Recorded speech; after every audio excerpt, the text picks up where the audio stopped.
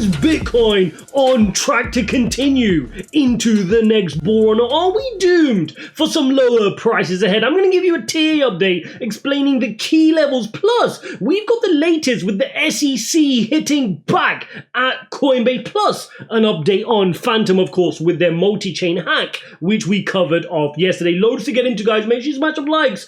Don't forget to subscribe if you want to support this channel and the content I produce to you, regardless of where in the world I am. You've got to trade with Bybit, link is in the description. That supports the channel, but it's also the best trading platform for you and the one I use on a day-to-day basis. You can get up to $30,000 in bonuses, and for a limited time only, I'm offering my TA curriculum trading program for free if you show me that you have at least $300 deposited with Bybit, link in description. That is going to show me that you're a serious trader, and I will give you my course for free so you can level up your trading, guys. Check this out on the Bitcoin price here. You can see we are now delivering a red week, down 1.3% after a couple of positive weeks, right? Bitcoin has done well. Now, should we be surprised about this level? We're going to break down to look at, are we on track? Because a lot of people are feeling a little bit fearful. Some are feeling really, really excited that we're heading into the bull market. What is the data telling us right now?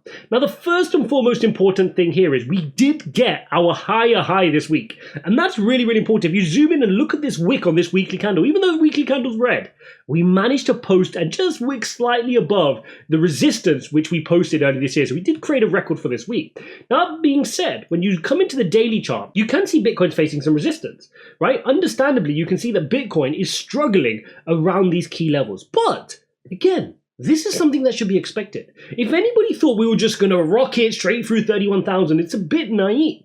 There's a lot of people who were buying in at 15,500, buying in at 17,000, 18,000, 19,000, setting their take profit levels at this key resistance at 30,000. So do not be surprised to see that there is so much going on at this level. Look, we are in the neckline of a huge cup and handle pattern.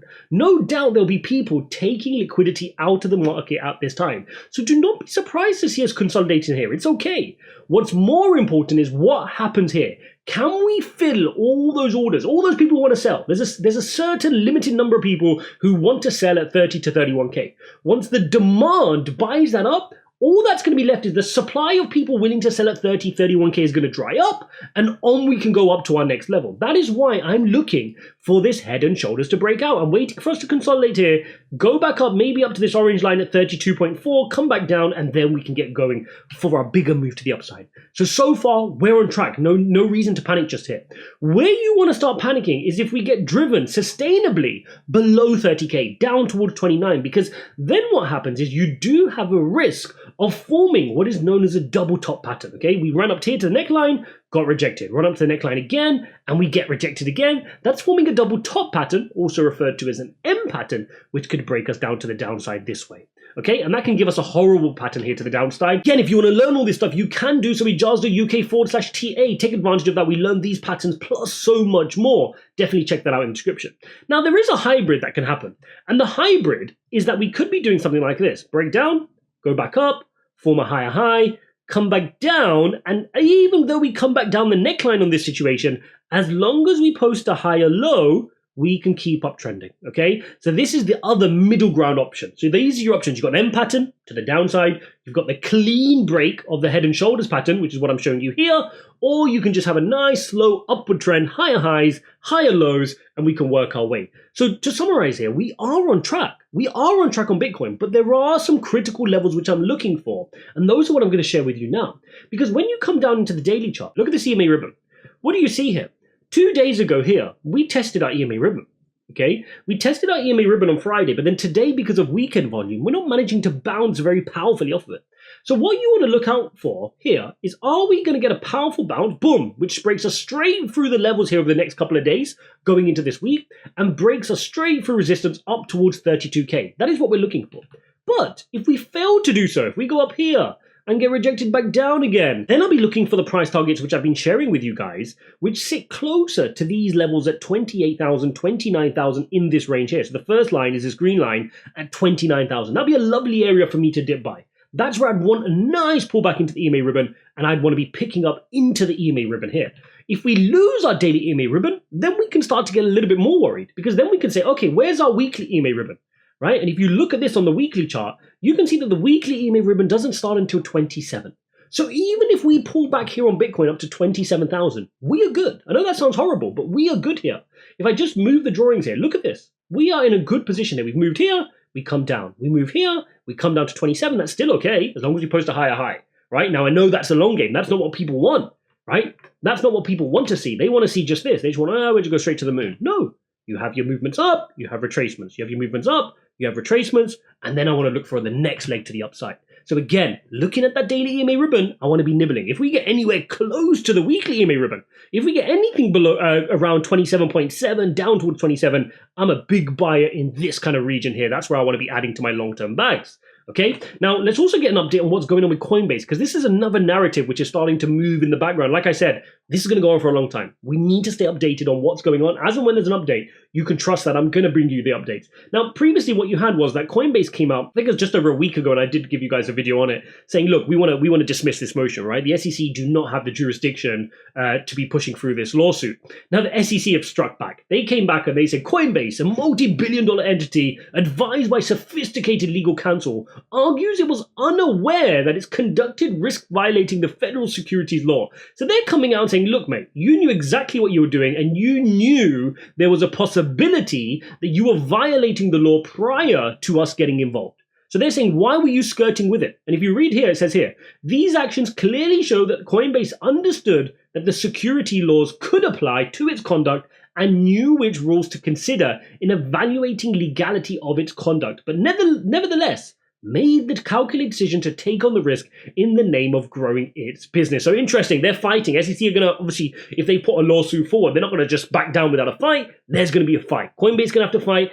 SEC is going to fight, and expect this to go, to and fro, back and forth, with them swinging it out, and it's going to affect the markets, of course, as and when we get updates. We've got to back Brian Armstrong. We've got to win this case, because ultimately they're setting this case for the rest of crypto, right? 13 major altcoins mentioned in the lawsuit being deemed as securities by the SEC, and Brian Armstrong and Coinbase bravely fighting this battle, and they're the best position to fight this battle. So we'll look forward to seeing what the updates bring in this battle. Also, let's check in on Phantom. If you've not watched my video on Phantom yesterday, make sure you get caught up, because there was a $126 million hack on the Phantom ecosystem, not Phantom directly. I also tweeted out an update from Michael Kong. So Michael Kong dropped me a message and said, here's the following update. Phantom Foundation and multi-chain teams are completely separate from one another. Phantom was never issued or maintained by multi-chain. So Wrap Phantom, Phantom on Opera, and Phantom on the Ethereum network ERC20 are not affected. This is where it gets interesting. This does not appear to be a normal hack, as the funds have not moved from the attackers' wallets at all into anything else. All the indications appear that private keys were used to move funds to certain wallets and nothing more. We are continuing to investigate and trying to get as much info as possible from the multi-chain team. Now, since then, we did get another update, which I retweeted. So make sure you're following me on Twitter, by the way, guys, at RealIjaz1 for the live updates. You can see here, update Circle has frozen these accounts with greater than 60 million USDC on Ethereum transferred from multi-chain. So they reacted quickly to freeze some of these transactions. Let's get an update. Let's see where we're going here. But Phantom price action seems to be feeling a little bit more positive today. I mean, obviously when the news came out, we saw a big horrible candlestick down 10% as people started to flock Phantom and some of the ecosystem plays. We had a doji candle yesterday showing a bit of balance coming back into the market, and a 2.5% day here on Phantom as people start to buy the dip here on Phantom. Look, we need to monitor how this goes on, right? Naturally, when you have a situation like this, it takes a toll on the ecosystem. Now, was it a security issue for Phantom on their own? No. Was it a security issue for any of the protocols on Phantom? No. So we need to sit here and understand that this was a bridge. We know bridges fundamentally are the targeted attack vector for any malicious activity. It's one of the weakest kind of systems within the crypto world we have in Web3, and we do need to come up with solutions, because these bridges continue to be the ones that get hacked. So we'll keep an eye here on Phantom. Obviously, the price point here did fall to a low of 26 cents, where we started seeing the dip being bought, which again is nowhere near even where how low this was just going back to June, the 10th of June. So it shows resilience here in the market, if you're being completely honest here.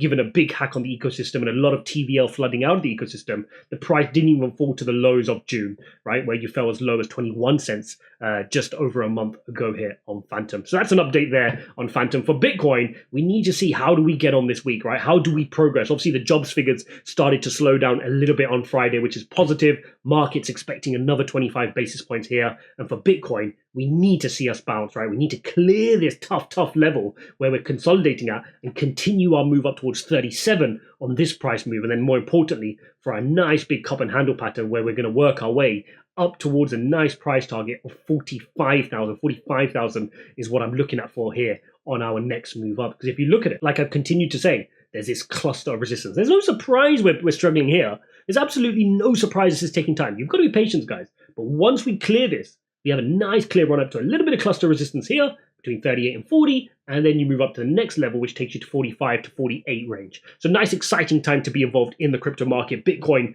is holding resilient, is looking strong. We are seeing a lot of people taking profit, of course, at 30 to 31K. But once we let those guys take profit and we get ready for our next move to the upside, things could start to get explosive again. Thanks for watching this video, guys. If you appreciate this type of content, smash some likes. Don't forget to subscribe. Make sure you go watch my Andrew Tate video here. A lot of people responding really well to that, where I break down what Andrew Tate actually knows his stuff about crypto on his paid course. And I'll see you in the next one.